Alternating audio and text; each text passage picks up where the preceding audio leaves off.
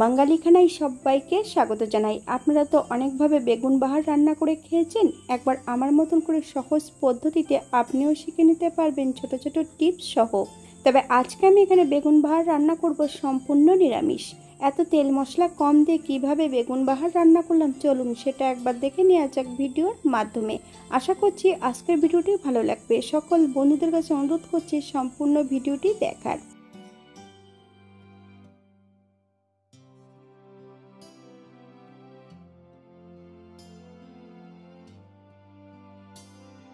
দুটো বেগুন লম্বা লম্বা করে ফালি দিয়ে কেটে নিয়েছি। আপনারা এর থেকে ছোট বড় টুকরো করে কেটে নিতে পারেন।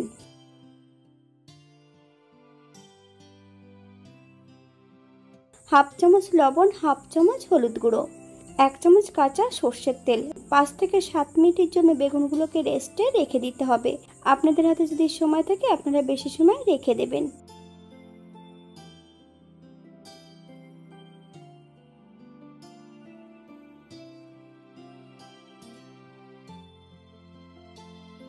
অপর দিক থেকে একটা কড়াইতে বেশ কিছুটা সাদা তেল অ্যাড করেছি, হাফ চামচ লবণ।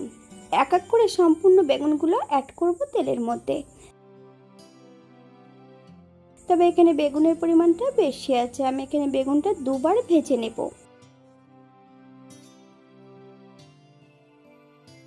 বাঙালি রান্না ঘরোয়া উপকরণ দিয়ে আপনাদের যদি রান্নাগুলো পছন্দ হয় তাহলে চ্যানেলটি সাবস্ক্রাইব করে দিয়ে পাশে থাকবেন। পাশে থাকা বেলটি বাজিয়ে দেবেন, নইলে নিত্য নতুন রান্নার নোটিফিকেশন পাবেন না।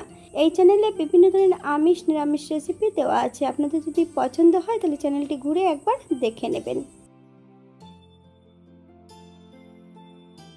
এই পর্যায়ে এক এক করে সম্পূর্ণ বেগুনগুলো তেল থেকে তুলে নেব। আপনারা এর থেকে কম বেশি বেগুনগুলো ভেজে নিতে পারেন। একই পদ্ধতিতে আমি দ্বিতীয়বারও বেগুনগুলো ভেজে নেব। বেগুনগুলো ভাজা হতে থাক, অপর দিক থেকে একটা মশলা তৈরি করে নেব।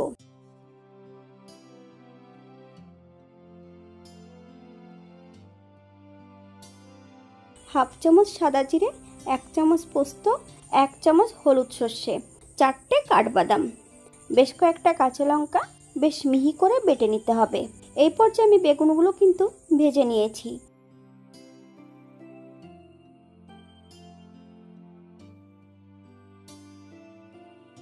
বাটা মশলার মধ্যে একটু অন্যান্য উপকরণগুলো মিশিয়ে নেব। 1 চামচ জল ঝরানো টক দই, হাফ চামচ হলুদ গুঁড়ো, 1 চামচ কাঁচা সর্ষের তেল। মশলাগুলো বেশ ভালো করে মিশিয়ে নিতে হবে।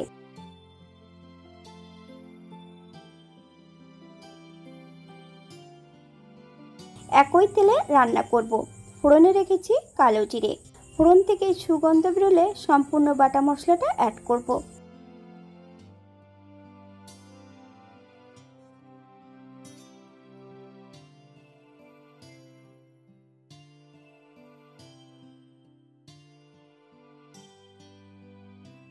তবে একদম লো ফ্লেমে কিন্তু বাটা মশলাটা অ্যাড করতে হবে। 2 থেকে 3 মিনিটের মতন মশলাটা বেশ ভালো করে ভেজে নেব।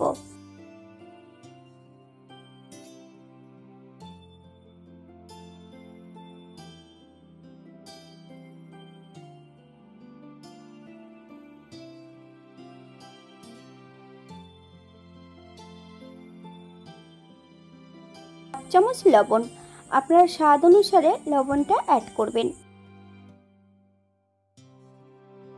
হাফ চামচ চিনি, আপনারা যদি পছন্দ করেন তাহলে পরিমাণে বাড়িয়ে দিতে পারেন। এই পর্যায়ে মশলা ধোয়া বাটি থেকে বেশ কিছুটা জল অ্যাড করব। মশলা থেকে যতক্ষণ তেল না ছাড়বে ততক্ষণ বেশ মশলাটা ভালো করে কষিয়ে নিতে হবে।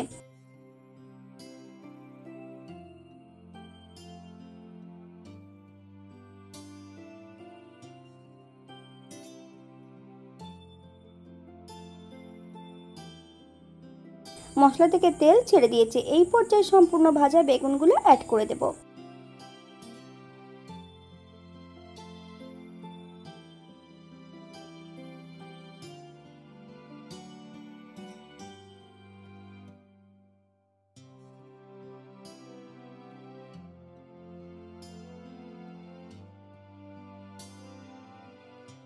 বেগুন মশলা কষানোর এই পর্যায়ে আমি হাফ কাপ জল অ্যাড করব।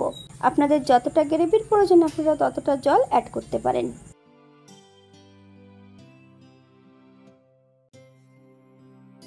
আমি এখানে বেশ কয়েকটা কাঁচা লঙ্কা অ্যাড করব। আপনারা যদি পছন্দ করেন তাহলে পরিমাণে বাড়িয়ে দিতে পারেন। 4 থেকে 5 মিনিটের মতন হাই ফ্লেমে রান্না করে নিতে হবে। এখানে ঢাকা দেওয়ার কোনো প্রয়োজন নেই, ঢাকা দিলে কিন্তু বেগুনগুলো বেশি নরম হয়ে যাবে। এই পর্যায়ে 1 চামচ কাঁচা সরষের তেল অ্যাড করব। হালকা হাতে নেড়েচেড়ে মিশিয়ে দিতে হবে। 5 মিনিটের জন্য স্ট্যান্ডিং টাইম দেব, তারপর সার্ভ করব।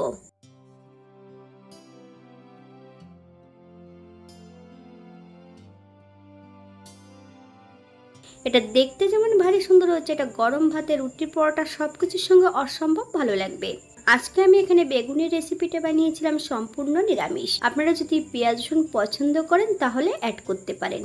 এখানে আমি যে যে উপকরণগুলো অ্যাড করেছি আপনারা এর কম বেশি করে নিতে পারেন। এতটাই সুস্বাদু হয়েছিল খেতে, আপনি একবার রান্না করলে বারবার রান্না করবেন।